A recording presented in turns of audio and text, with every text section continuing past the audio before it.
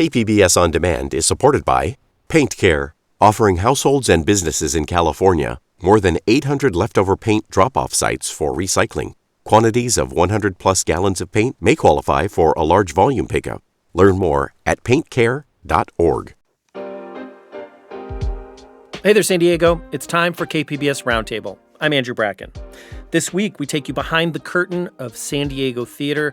We hear from 3 local theater makers about their work and how San Diego plays a role in it.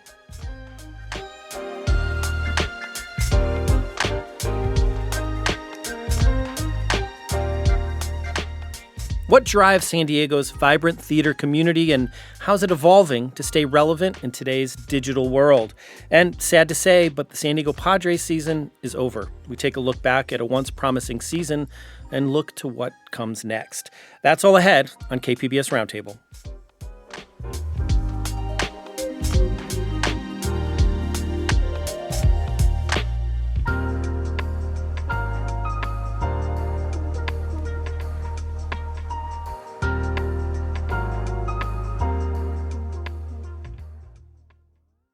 San Diego Padres season came to a close yesterday despite a 9th-inning rally that briefly lifted fans' hopes. The Chicago Cubs eliminated the Padres 3-1 in this winner-take-all playoff game. Today, we wanted to take a moment to unpack the story of the Padres' 2025 season, and to help us do that is Darren Smith. He is a longtime sports radio personality here in San Diego and host of the Section 1904 podcast. Darren, thanks for being here on the roundtable. I mean, when we reached out to you, I think we were hoping to have a different conversation today. What ultimately for you was the difference in this series? Well, thanks for having me. And you're right. I was hoping that we would be previewing the NLDS against the Milwaukee Brewers. I think, unfortunately, Andrew, what it was, if you were to ask anybody who's followed this team, or if you were to ask any Padre fan, this season is going to end in the playoffs. How do you think it happens? It would probably be exactly what it was that we saw. It would be an inconsistent offense facing a team that's really good away from Petco Park. The Padres have struggled all year on the road away from Petco, and they just have not had a consistent offense. So watching them, unfortunately, in game number 3 was pretty much the way people had feared this season would end, and it came to be in Game 3 against Chicago. Well, and I think this is a point you've made. It was pretty reminiscent to how last season ended, right? I mean, just the offense not really being there. I mean, what do you make? Is that a trend for the Padres in terms of just the offense not showing up when it matters most in another, winner-take-all game here? Unfortunately, it is. There might not be any real reasons that I could present to you why it is that there was these similar feelings for what happened last year against the Dodgers, where the Padres didn't score for the final 2.5 games. Padres fans and players and coaches had to carry around with them all offseason the idea that they got shut out over the last 2.5 games against Los Angeles, which ends up advancing to the National League Championship Series and ultimately winning the World Series last year. It felt like that was the Padres. That was supposed to be our route last year. So to see it happen again, I think, is part of a trend.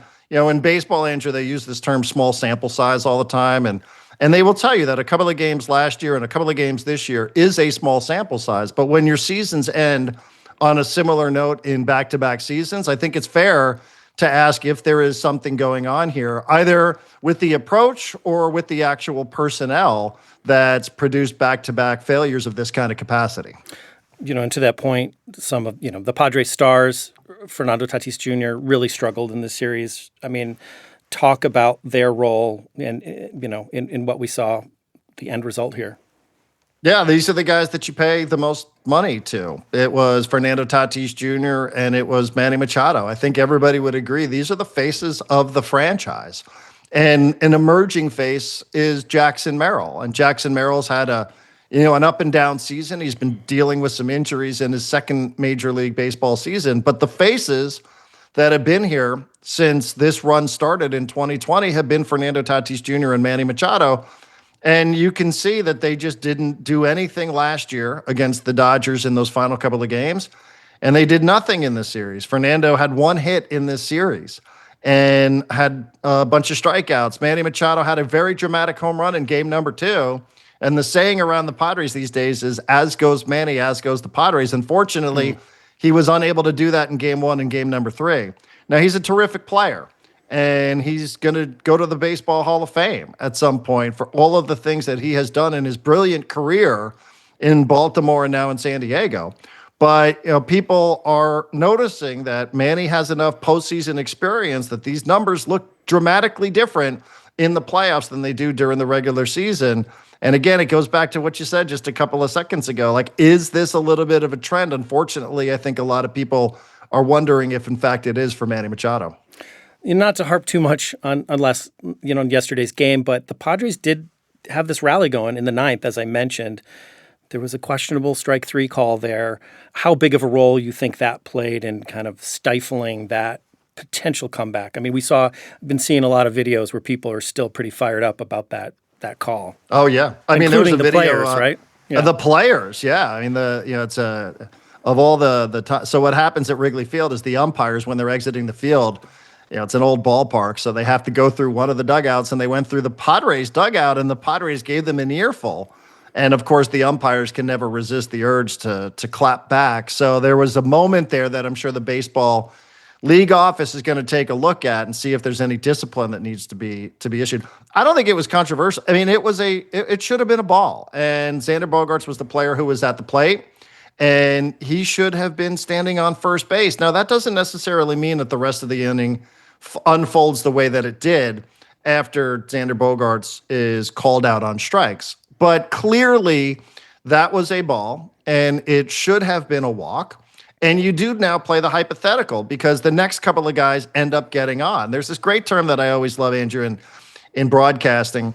It's called the fallacy of the predetermined outcome, that everything would have unfolded the exact same way after a controversial event. And we cannot know that for sure. But it does lead to a bigger conversation about what baseball is going to do next year, unfortunately, for the Padre fans, which is they are going to give the players the opportunity to challenge balls and strikes on a game basis. So, unfortunately, that's a rule for next year. It doesn't help the Padres. In fact, it probably makes us all feel a little bit worse that this isn't a reviewable decision. There are other plays in the game of baseball and in sports, as we know, that it can go to instant replay. This was not one of them this year. It will be next year. But it was clearly a ball. Do I think that that's the reason why the Padres lost? No, I think that they made some mistakes. We talked a little bit about the lack of production from some of the stars. They had a moment in this game where Luis Arraez, who's played first base all year for the team, didn't run out of the box. Maybe he could have legged out a single, and who knows how that inning would have unfolded. So we can go down the hypothetical road in a couple of different capacities. Unfortunately, it worked against the Padres yesterday. And in a close series where they were only outscored by 1 run by the Chicago Cubs, 6-5 was the final tally over 3 games.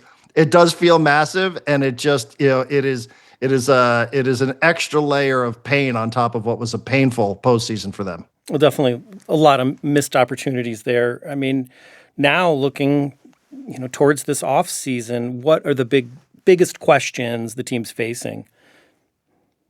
Well, I think, if you go to last year, there was a lot of questions about, ownership and, what was going on with the Padres leadership. We know now that stepping into the void left by Peter Seidler's passing is John Seidler. So we're pretty sure that he's established now as the chairman of the team, although the Padres have had 3 different chairmen over the last 3 seasons. But, I think you do have questions about player personnel. You do have some really notable names that are going to be eligible for free agency. Do the Padres want to bring some of these players back? Some of these players maybe underperformed, but they were key pieces of a 90-win season and a team that did go back to the playoffs. So they'll have some decisions to make about players, personnel. They'll have a lot of money to spend in theory because you have money that is coming off the books from Dylan Cease, Luis Arraez, Eric Hosmer. People might remember that name. Believe it or not, the Padres have still been paying him even 3 years after he was traded. His money comes off the books. So in all, it looks like it's somewhere in the neighborhood of $50-60 million coming off the salary. Will they go out? Will they spend in free agency? That's probably one of the bigger questions. And how will they address some of the free agents that they have, from Michael King to Dylan Cease to Luis Arraez and a handful of others? I think one of the other big questions is Their general manager, their president of baseball operations, AJ Preller, has 1 year left on his contract. Now, in sports, sometimes that's considered a lame duck. And there's a lot of coaches and there's a lot of executives who want to know, do I have a future with this organization? Because if I go into a lame duck season and things don't go well, we know how those things usually end. So I think maybe a little bit of clarity on the president of baseball operations, AJ Preller, who I think should be back. I think he should be back. I think he should be extended.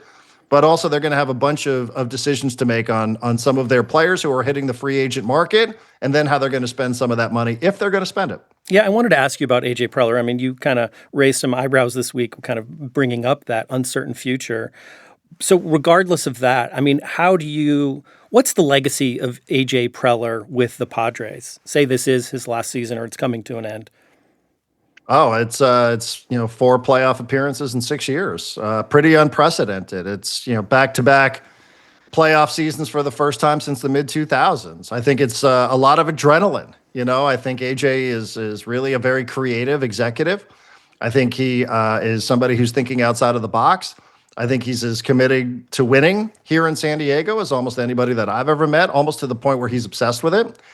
His work ethic is well documented and chronicled. This is a guy that's got millions of airline miles because he flies all over the world trying to find talent from Asia to Central South America, Caribbean. So, I really appreciate. I know he can be at times. He can be, a bit impulsive for some. Maybe some think he's lacking a little bit of discipline for this role. He's willing to trade away pieces of the future in order to have some success right now, but they always talked about opening up a window in the 2000s.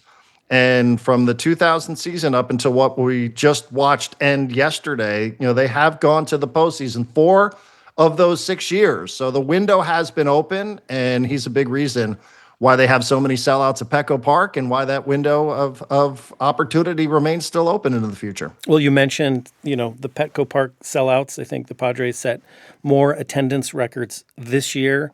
You've covered the Padres for a lot of years through a lot of lean times, right? Mm-hmm. Talk to me about how you've seen, Padre fandom change over the last few seasons. It's electric in there. What do they call sellouts now? 40,000 people? I'm convinced that if that building could hold 50,000, we'd still be talking about some sort of sellout records that they were out doing and accomplishing every night. The place is alive. It's fun. It is not local hyperbole. You notice it from other people when they come into Petco Park. You notice it from some of the national media. It is not just everybody promoting Petco Park as America's, best ballpark. Visiting managers and players, this is something they're like, wow, this is great. This is a Wednesday night. This is a Tuesday night.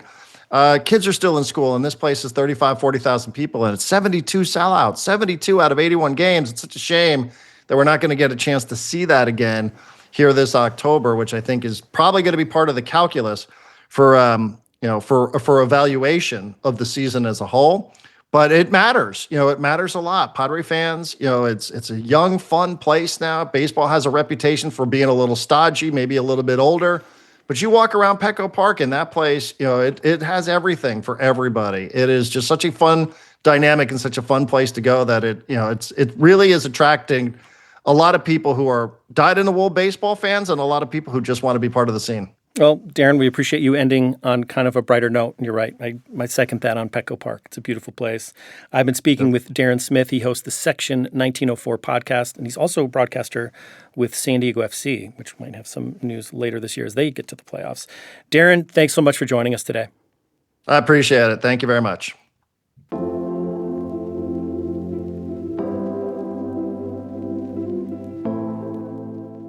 When we come back, we move from sports to the arts. A panel of local theater artists talk about their craft and break down the San Diego theater scene. That's ahead on Roundtable.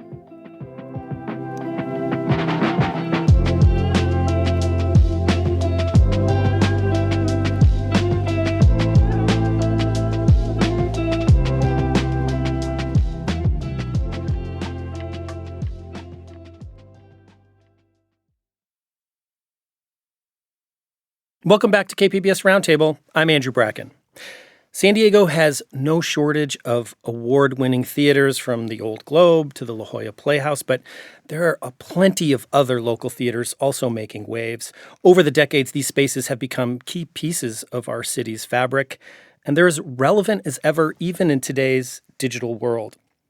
So today on Roundtable, we wanted to sit down with a few of the storytellers keeping theater thriving in San Diego. Joining me today is Desiree Clarke Miller. She is the artistic director with Moxie Theatre. Also, Wilfred Paloma's here. He's director of education and community engagement with the Diversionary Theatre. And finally, Craig Campbell's here. He is Cygnet Theatre's producing director.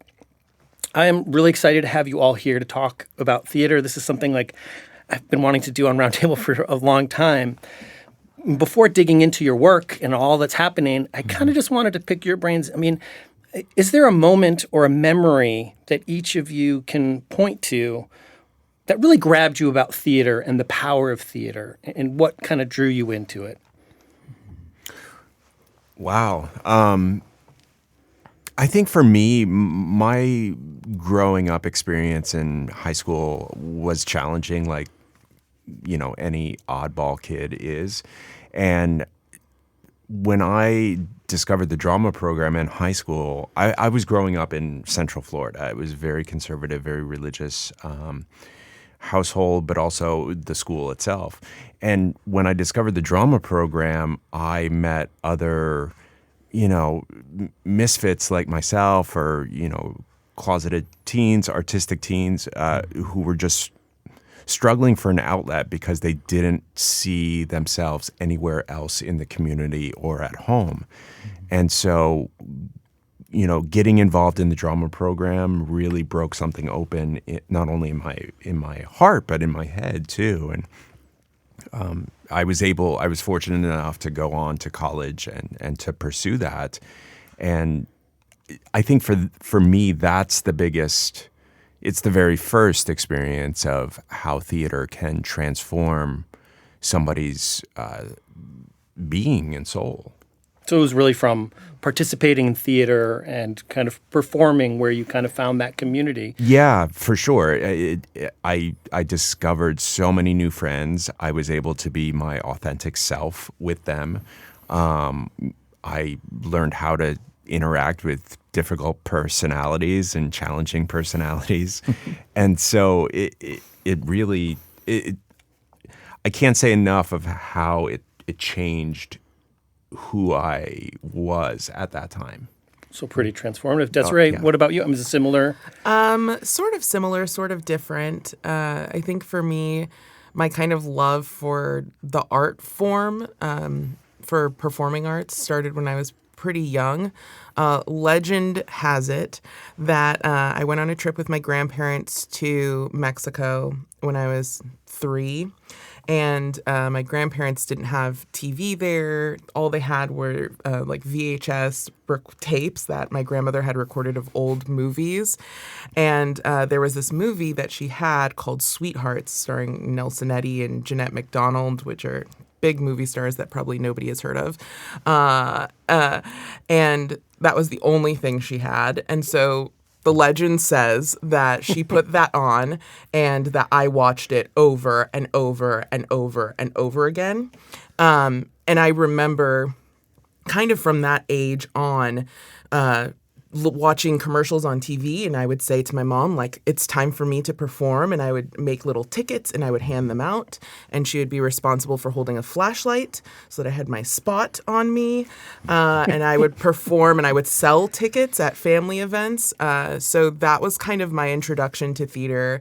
And then I think in high school, you start to understand more the framework of what it looks like in the professional world and how you actually do this as a job. But I think the love usually starts, at least for me, started really young. Wilfred, is that similar to your experience? So for me, first of all, it's so good to be in a room with you. Yeah, it's great. Thank you. So I was born in the Philippines, and I always say, whenever I get an opportunity and someone asks in earnest, theater, what is that? How we understand art from the U.S. and sort of any nation, and I was about to say developed nation, but speaking in sort of dual citizenry, my understanding of performance and music and all of those things, it really was a cultural thing. So legend says, I came out of the womb sort of singing. And my first dabbling in performing was music, playing the violin, karaoke. And that is a big,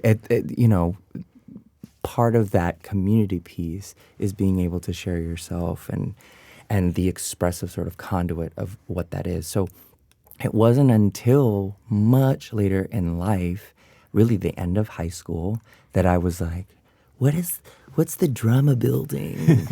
Oh, and that my teacher, shout out to Charlene DeBelka, really opened a door that I learned all of the things I have to contribute in a creative way can live in this art form. And so, yeah, that's how I discovered it. And you really kind of tap into kind of this magic of theater. You're talking about music. You're talking about all these, and we talked a little bit before about what kind of makes theater unique. And I want to dive into it. But first, Desiree, I have to give you credit. You're here today, and you have a new play opening at the Moxie tonight.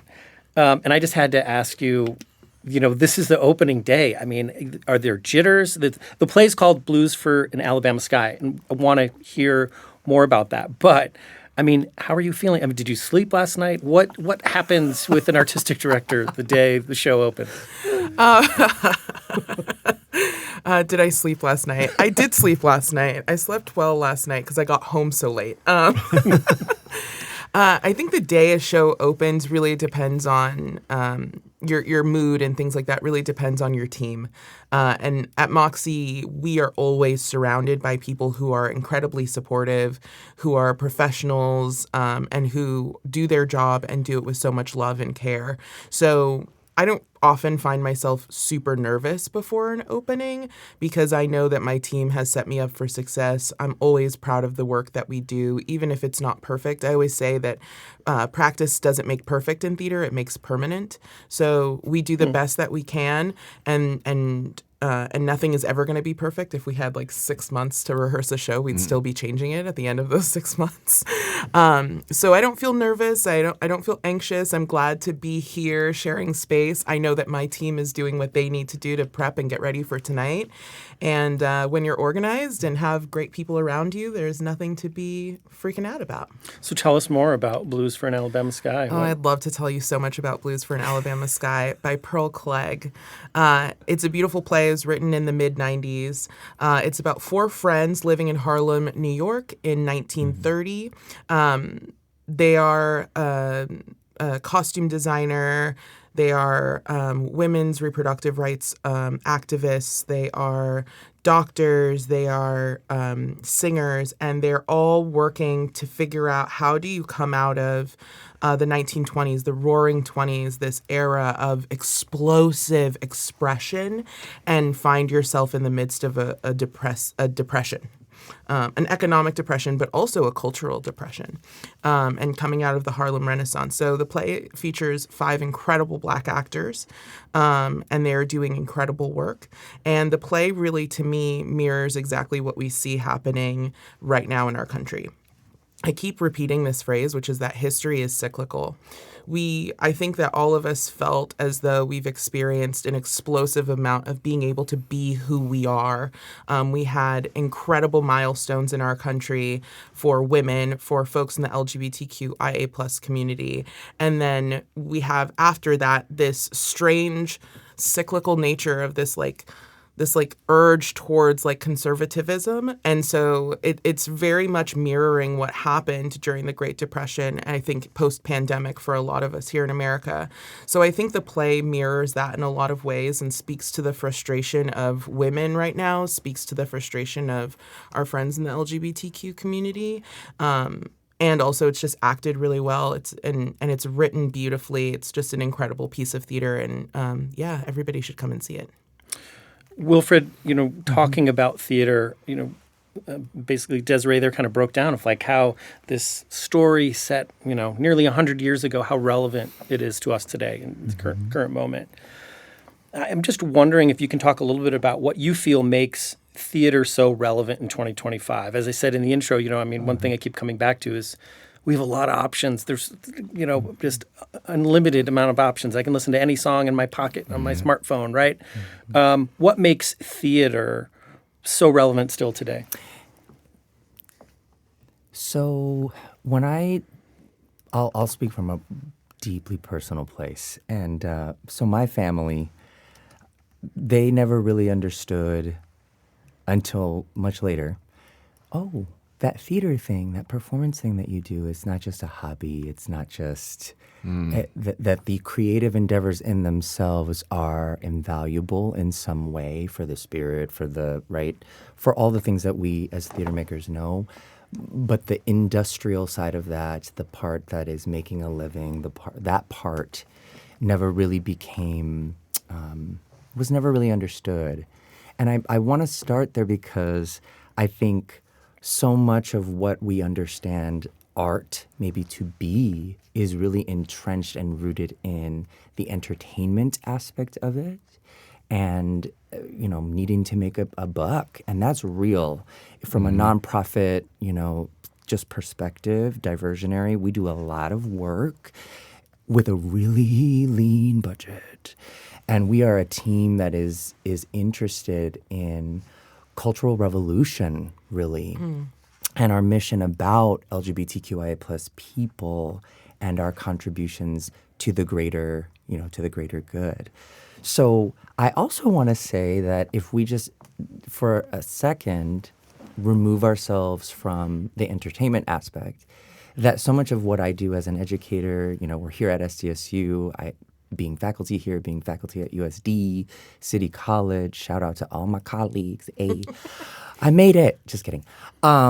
Yeah, you teach at several of local universities. Yes. In some of your classes, theater and community, right? Yes, and so theater and community, theater and society, theater for young audiences, creative drama, theater as a vehicle to do what? To educate, certainly entertain and elate. But what theater is in terms of its form and container can do much more than just inside a physical space. And so some of the things that I would offer is the work at Diversionary that we do from a community engagement standpoint is personal storytelling, holding space, and helping community. One of our newest initiatives, the Spotlight on Community Voices, is starting this month. And the inaugural performer, Alicia Richard, we are in the trenches talking about their life in a way that is going to be reflected to our community, that is both celebratory, it's amplifying, but it also is going to cause discourse and conversation. And maybe not in a what's the word, like lecture feel, but in an organic forum. And that's just one example, right? But I would also say too, sorry to cut you off, but the one thing I would say is theater is also process, and how we make the thing, whether that is in parallel to any other process, educational process, how we invite people into that. Who is in the making? It's not just what we're talking about, but that is how we culture build and coalition build. And we are interested. And, as you mentioned, your work with Diversionary Theater, you guys don't just have one main stage theater, right? You have, tell us, there's a range of spaces there. It is. And in addition to the 3 spaces, which I'll talk about, we have Lambda Archives in our building, right? Our LGBTQI plus cultural history. That is a huge aspect. And they do amazing work bringing in young people, open to the public. So many of the MA theater art students here go there and have learned so much. So as a container for that. But we have our cabaret space that Joanne Clarke, I lovingly describe it as like a glam rock space. Yeah. Desiree's like, yeah. It is a fun space. Yes, It's so fun. Have a cocktail, ye old gay bar. Yes. And then we have our main stage, which is upstairs and lovely with, if you were to walk in there, I would describe it as like coming home. It feels like coming home. And then we have our new play development center, which we do also partner with a lot of non-brick and mortar theater companies, which I know, Yep. you know, Cygnet and Moxie does. So I would say to you, the type of work, who is the progenitor of these works, their intentionality, how they engage audience-ship, all of those things are alive and well at Diversionary. Well, I'm going to get back into all that and more, but right now we're just going to go to a quick break. Up next, we continue our discussion with, on San Diego Theater and get maybe some recommendations from our panel, from local productions, artists to check out. Roundtable's back after the break.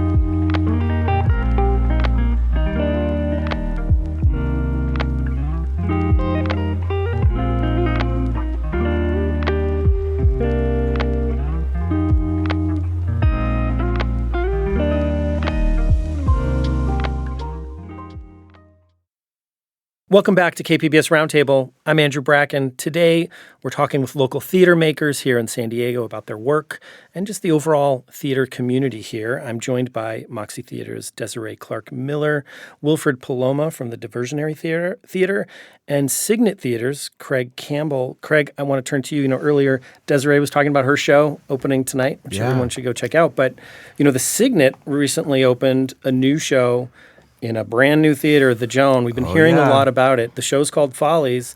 I mean, talk about what it's like to, the challenge of putting on a show in a new theater, much less this magnitude. Well, I mean, it's bananas. I mean, none of us have ever opened a brand new theater before, and a show like Follies is legendary, and there's such a thirst and a following of that music and that piece. It hasn't been done in San Diego in like 30 to 40 years because of the scope of how big the cast is and the technical elements of it. So to tackle that on top of moving into the new space where, we're just figuring out how things live and breathe in that room has been both exhausting, but also really exciting and thrilling. And the way I describe it is you're in line for the roller coaster and then you're on the roller coaster, but you don't really know when it's going to stop. And you're in the dark. It's complete isolation, but it's been amazing. The response for the show, we opened a couple of weeks back, and we run through October 19th at Liberty Station. And it's doing really well. I mean, there are the Sondheim fanatics who have come in droves to see it.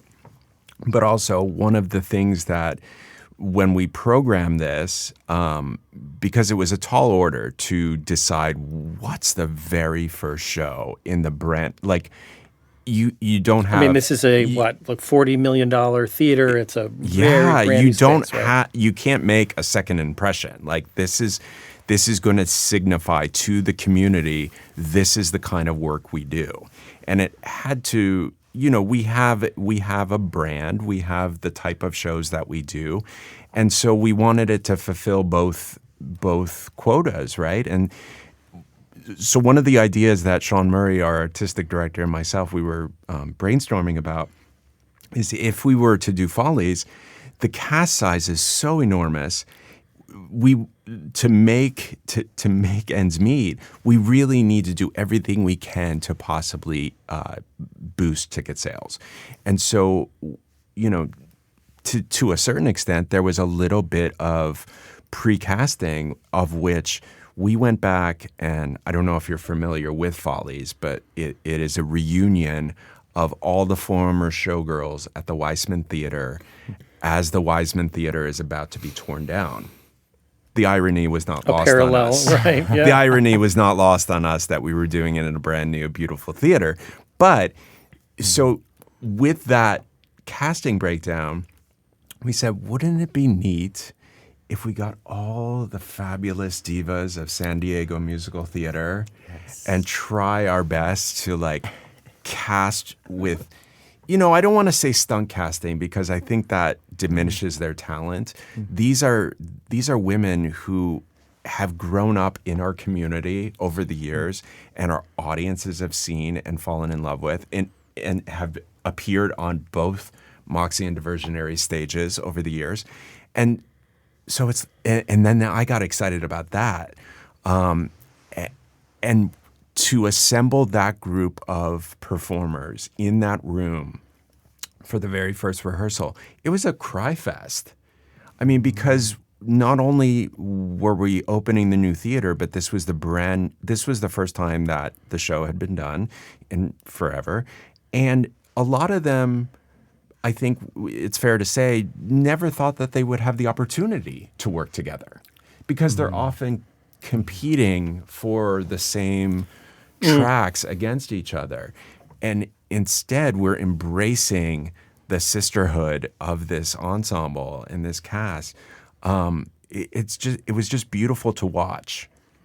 It was really, really beautiful to watch. And I'm happy to say that the responses to the production have been fantastic. And yeah, we run through October 19th. And the new piece of the puzzle now for us is, for the very first time ever, we're going to be producing 2 shows at the same time. And that's a big undertaking. And we're in tech this week for Vanya and Sonia and Masha and Spike by Christopher Durang. We wanted to find a complementary, but very different in a way. That would be in our studio space, more intimate, more absurdist, familial drama, and I'm excited for that. Yeah. We're in tech right now, and we start previews on Wednesday. Desiree, I think both you and Craig, have spent part of your theater's careers in other places, in L.A. and New York, respectively, I think. How does San Diego theater scene compare to other cities in your experience? I think for me, unlike a lot of people, I came to San Diego specifically to do theater because I knew of the Old Globe and I have a deep, deep passion for Shakespeare. And so I came with them in my sights. And I knew that the La Jolla Playhouse was here also because those are the big 2 that you hear about when you're outside of San Diego. But in coming here, what I discovered is that we have this incredible community with all of these kind of small or mid-sized professional theaters that are also doing really exciting, really innovative work.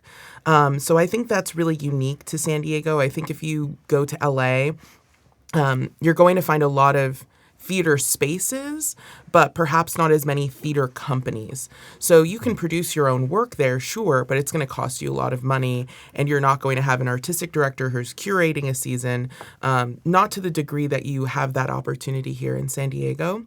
And I think as, I came here as an actor, looking to expand my career as an actor, finding this community that Wilfred's been talking about of teaching artists, the educational opportunities that exist here, to me feels like none other. I don't think that this ecosystem of arts education exists anywhere else in the country. I think that is a really unique thing to San Diego, that every single one of these theaters, small, mid-size, large, all have robust educational programs wherein artists can also make a living doing what they love and creating and cultivating the new generation of artists. I think that is something super special and super unique to our community. Yeah, I feel very grateful. Having done the New York theater experience in my 20s, to discover San Diego, I too came to San Diego with only the Globe and the Playhouse in my sights. I was like, I'm going to get a job there. And then I was so pleasantly surprised as I met the community of all the other companies. And I mean, let's be real. San Diego is not a cheap city. So we're hustling contract to contract. And so I started working at SDMT and Diversionary and Moonlight. And I got to know the community much earlier than I got to know the companies. I was friends with the actors and the designers and the stage managers. And you kiki with them and you're like, oh, they're looking for somebody. You should, you go in and submit and like, you're a stage manager. Why don't you take that contract? And I'm like, well, okay, yeah, that's a good idea. I get my foot in the door. And so it builds. It's like assembling this, little structure of, oh, we have a family of artists here in San Diego who, yes, it's a hustle and yes, it's a grind. We all work incredibly hard, but it's also gratifying to know that we're all kind of in this together to an extent. I never feel like Cygnet and Moxie and Diversionary are rivals in any way, shape, or form. I feel like we are partners in this overall firm, if you will, where we're just all trying to make ends meet, employ ourselves, employ our friends, and create beautiful work. Can I add ahead, to Desiree. that? As part of like my journey here in San Diego, and this is something I share with my students, I think that San Diego theater companies have a very open kind of policy. I don't think it's really hard to get in front of people to get a job here in San Diego working in theater. I think it's a lot easier than it can be in other cities also.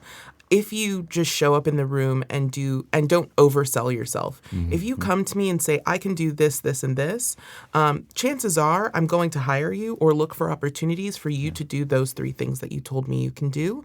And if you show up and you do those things, I'm going to continue to hire you. And when someone calls me from Diversionary or someone calls me from Cygnet, I'm going to recommend you. So I think that's also a unique thing. And it's something that I talk to a lot of young artists about, particularly actors, which is to tell them, don't limit yourself to just doing this one thing at this one theater. If you really want to gain the experience and understand how a theater works, you have to take a myriad of jobs. I worked as an assistant stage manager at New Village Arts, and then this summer I directed a show there. So it's things connect as long as you're open to opportunity and willing to show up and do the work. Wilfred, we're kind of running out of time here, about a minute left. Oh, yeah. But I want to circle back to this idea of, theater coexisting in this like digital, over media saturated world. How do you feel it's evolving, or what does it need to do to continue to evolve to remain relevant in our, culture today? Yeah, I don't think it ever left relevancy. I think what our modern sensibilities are reacting to from a technological standpoint the outcomes are smaller kind of concentrating, time span. But I will say this, at Diversionary, and really, I remember seeing company at Cygnet years ago, and I was like, oh my gosh, I love this. And having students come to the student matinee at Moxie and these other initiatives that we have from a broader community theater perspective. What I want to say is that there's something for everyone, and that each of the ethos in these different, whether we're talking about La Jolla Playhouse or the Old Globe, we're interested in connecting people and creating events that either speak to you in direct affinity or provide opportunity to illuminate something, not in a scary way. So whether you come and see Manifest P on our main stage right now with Shakina Nafak, it is amazing. It's a brand new rock odyssey. Come through. We just extended. Holler at it. Or you want to come and have a drink and kiki with the community in our cabaret. All of that at its heart at Diversionary is activism and building coalition. And I would say this is a great example today of building coalition. Yeah. I'm going to have to leave it there. I got more questions for you. We're going to have to kind of wrap it up, but do this again. I've been speaking with Craig Campbell. He is Cygnet Theatre's producing director. Also, Desiree Clarke Miller is here. She's artistic director with the Moxie Theatre. And Wilfred Paloma has also been here, director of education and community engagement with the Diversionary Theatre. We'll link to your shows, and some of that, we'll get that up on our website at kpbs.org. Thanks so much for joining us today. Really, this has been great. This is Thank fun. you, Thanks, Andrew. Andrew. Thank you, Andrew.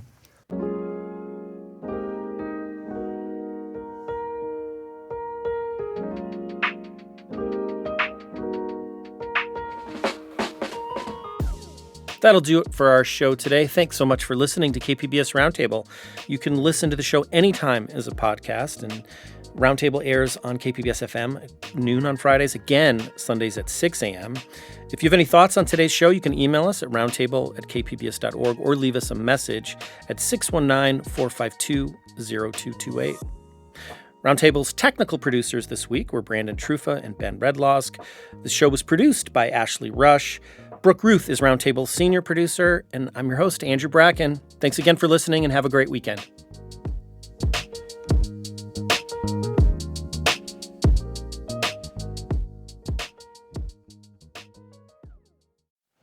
Here in Southern California, we know all too well the devastation wildfires can cause. That's why our mission is to stop the next one before it starts.